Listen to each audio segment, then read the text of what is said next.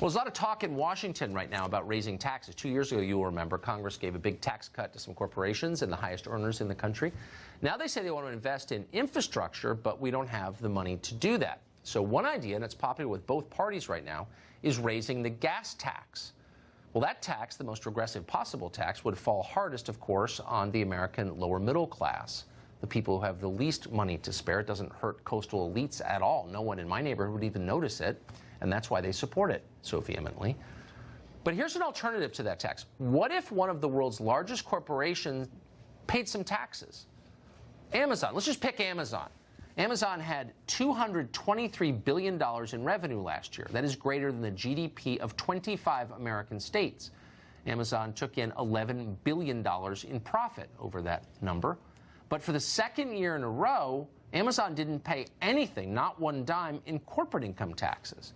Using a variety of credits and loopholes, not all of which are public, actually, Amazon slashed its tax burden to nothing.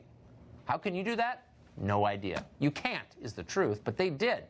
In fact, over the past 8 years, Amazon's total income taxes don't even add up to $1 billion. Meanwhile, the streets of every American city are littered with ruined storefronts. Those are direct victims of Amazon's total dominance over retail, traditional retail. Some of their former employees, the people who used to work in stores, now labor in Amazon warehouses where they routinely call 911 to report suicide threats, because it's a great place to work. The rest of them cope by receiving disability payments or developing an addiction to fentanyl or something else.